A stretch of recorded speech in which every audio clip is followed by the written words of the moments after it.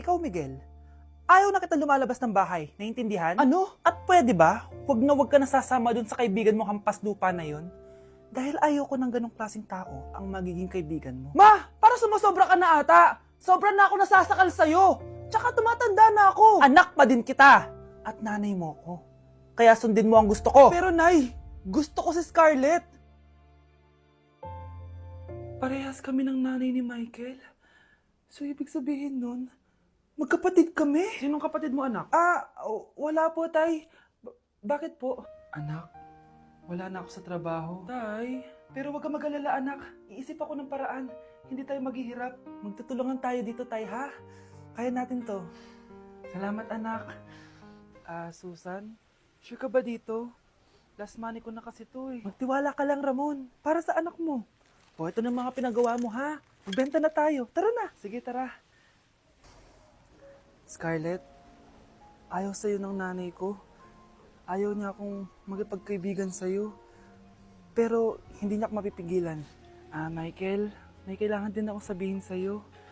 Yung nanay mo, tsaka yung nanay ko. Kailan ka pa natutong hindi sumunod sa akin, Michael, ha? Ma, dahil ba sa babaeng to? Please, tama na!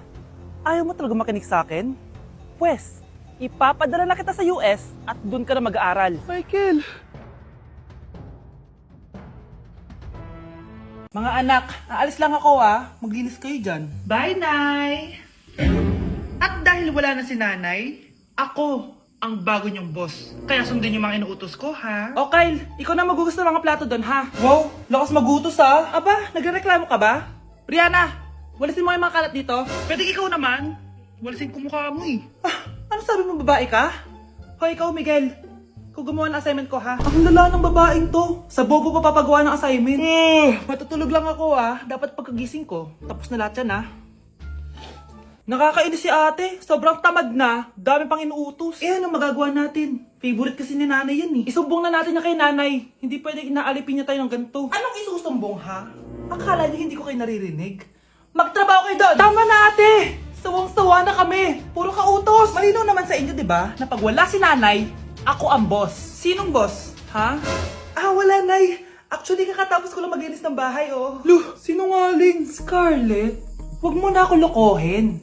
Hindi naman talaga ako umalis dito. Sinisigurado ko lang kung naglilinis talaga kayong lahat. At tama nga yung sinasabi ng mga kapatid mo. Na para kang boss umasta dito sa bahay. Nay. Mga anak, kayo na bahala sa ate nyo. Utusan nyo ng utusan yan. Ate, ikaw na magugas ng mga plato dun. Eto na. Pagkatapos mo dyan, ate, maglaba ka, ha? Oo, sige. Pagkatapos mo maglaba, gawin mo yung project ko, ha? Sige, boss. Lahat ng utos nyo gagawin ko. Wow, Scarlett, ang ganda naman ng bahay nyo. Pinaghirapan niya ng mga magulang ko, bes. Alam mo, parang ganito din yung bahay namin, Kaso mas malaki lang yung amin, tapos may swimming pool. Ganun ba, bes? In fairness, ang laki ng TV nyo, oo, 75-inch yan. Pero parang mas malaki yung sa amin. 120-inch kasi yung sa amin, parang sine na nga, laki nga, bes. Wow! Eto kwarto mo, bes? Ang ganda. O, diba? Ako nag-design neto. Alam mo, bes, yung kwarto ko, may second floor. Tapos may walk-in closet pa. Parang wala kang ganun. O, edi ikaw na, bes. Anong nangyari dito? Anak, magugas ka na ng plato dito? Ito na po, Nay. Ang dami naman nito. Ay, buti na lang talaga may bida. Wow, bes. Ang syala naman ng dishwashing soap nyo. Eto ba, bes? Alam mo ba, si Coco Martin ang may-ari neto. At siya mismo ang namili at nag-test neto. Talaga ba, bes? Oo naman, bes. Bida kontra sebo to. Oh, diba? Natanggal agad ang sebo. Di tulad na nakasanayan. Bida sa sulit, dahil konting patak lang, madami ka na mahuhugasan. Bida sa bula, tignan mo naman, diba? Ang dami. At syempre, bida sa bango. Nakakasyala talaga yung lemon plus calamansi scent. Malinis ang amoy. Ang ganda nga niyan, bes. Pasado talaga sa akin tong gawang Pinoy, kaya oras na para palitan ang nakasanayan. Dahil nandito na ang bida. Saan naman mabibili yan, bes? Mabibili to sa TikTok Shop at sa Suking Sari Sari Store. Available in 700ml, 200ml, and 20ml. Sobrang mura, di ba? Kaya bida sa bulsa. Bida sa linis, bida sa buhay. Wow, anak, di ako makapaniwalang may pinapatayo na tayong bahay. Nay, deserve natin to.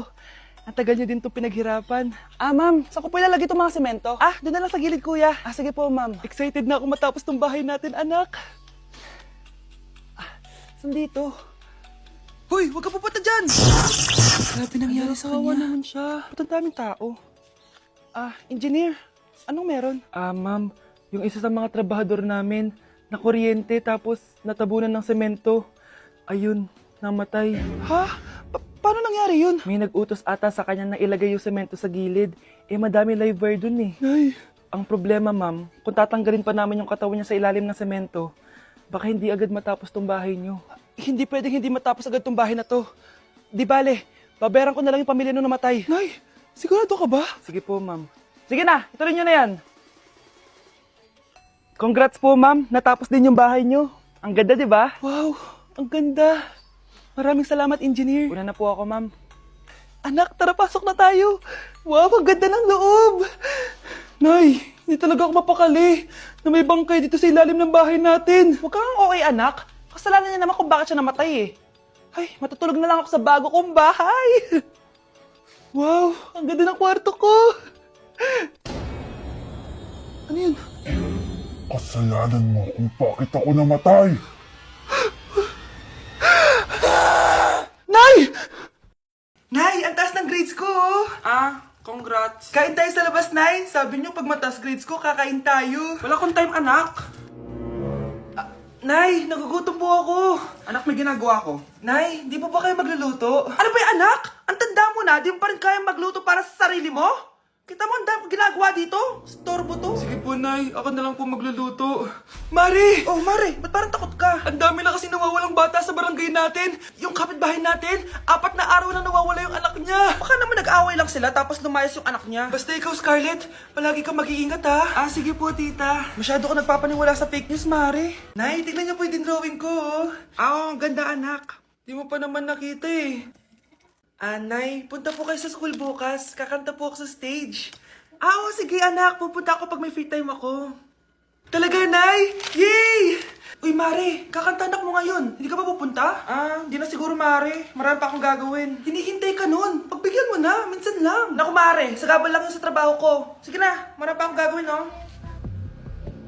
Nasaan ka na ba, Nay? Malapit na akong tawagin. Hindi ka mahal ng nanay mo. Mahal ako ng nanay ko! Tao po. Bakit po, sir? Kayo ba yung nanay ni Scarlett? Opo. Ma'am, nawawala po yung anak nyo. Ano? Si Scarlett? Aware naman siguro kayo na maraming nawawalang bata dito sa barangay natin, ma'am. Scarlett! Yung iba, ma'am, hindi na namin nahanap. Napakawalang kwenta mong nanay. Disturb mo yan. Good morning, class! Good mood si ma'am ngayon na. Sana good mood lang siya gang mamaya. Bago tayo mag-start, mag-pray muna tayo, okay? Sino gusto mag-lead? Di ako marunong yan, ikaw na lang. Lalo na ako, di nga ako sumisimba eh. Wala. Pag walang pumunta sa harap, lahat kayo i-absent ko! Bes, ikaw na lang. Ma'am, ako na lang po. Madali naman pala kayo kausap eh. Okay, class. So, dito na nagtatapos sa lesson natin. Oh, may 1 oras pa pala tayo eh. Sige na, i-dismiss ko na kayo. Yes, be, tara gala tayo. Tara be, buti nilang talaga dinismiss tayo agad. Aba, excited? Uwing-uwi? Ayaw niyo siguro sa subject ko, no? Maghihintay kayo hanggang 4 p.m. dito! Walang uuwi! Grabe naman yung mood swing ni ma'am. Nakakainis. I love you too.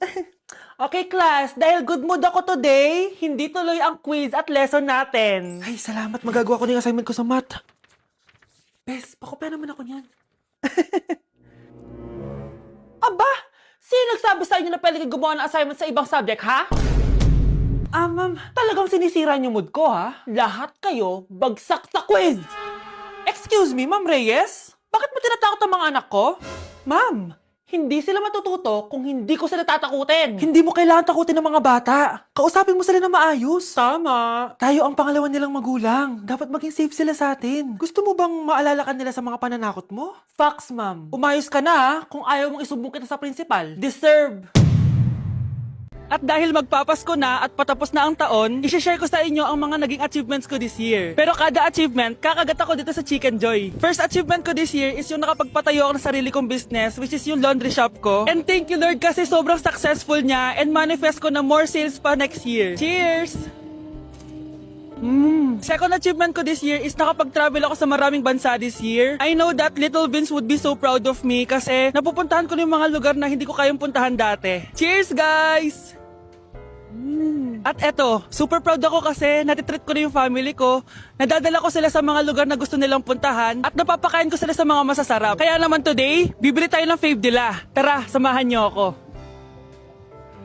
This Christmas, gusto ko mag-band naman kami ng family ko kahit sobrang busy namin this year. This is why ang handaan namin is with Jollibee this Christmas season. Pinagsaluhan namin tong family super meal scene dahil meron na tong 6-piece chicken joy bucket, Jolly Spaghetti family pan, 3 sides, and 3 drinks. Ayan! Everyone, kain na tayo! O diba, kita nyo naman mga reaction nila? Excited yarn? Aba, napaka-sweet pa rin oh. Kahit 25 years na yan sila. Buti na lang bakasyon na ng mga kapatid ko at nakasama ko sila. Parang hindi palagi nag-aaway oh. At syempre, papahuli ba kami sa eksena? Sobrang nakakatuwa talaga kapag nakakapag-banding kayo ng family mo. Ang sarap talaga sa feeling kapag kompleto kayo at masayang nagsasalo-salo sa pagkain. Sobrang happy ko dahil ang dami kong achievements this year. At pinramis ko sa sarili ko na mas gagalingan ko next year. Sa amin, part na talaga sa yearly tradition namin ng Jollibee. Hindi talaga tumawawala sa mesa namin.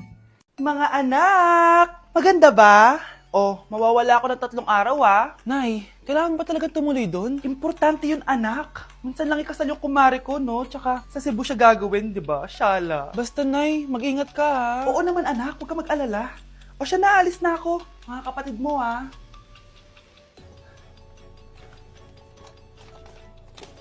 Saan yung wallet ko? Ay, kuya. Balik tayo sa bahay. Nakalimutan ko yung wallet ko. Ano ba yan? Maliliit na ako. Saan na ba yan? Ito. Ano ba yan? Oras na. Mabuhay, ma'am. Welcome to Air Philippines. How can I help you? Ay. Miss. Dito po ba yung flight VD415? Yes po, ma'am. Check ko lang po. As per dito, ma'am, nakaalis na po yung aeroplano. Ha? Hindi ako pwede malit sa kasal na kumari ko. Kailangan ko umabol. Ma'am, kailangan niyo po ulit mag-rebook so ang next available flight is bukas pa po, ma'am. Ano ba yan? Gawin mo ng paraan. Diyos ko, sayang lang pera ko. Wala palang kwenta tong airlines niyo eh. Uwi na nga lang ako. Sorry, ma'am. Oh, Nay, nandito ka na agad? Akala ko ba 3 araw ka mawawala? Eh di ayun, naiwan ako ng aeroplano. Alam mo, parang pinipigilan talaga ako ng universe makaalis eh. Nay, buksan mo yung TV. Ha? Bakit? Breaking news! Nandito tayo ngayon sa site kung saan nag-crash ang flight VD415. Ayon sa mga otoridad, walang nakaligtas sa mga pasahero nito. Kaya pala, kung nakasakay ako dun sa aeroplano na yun, patay na ako ngayon.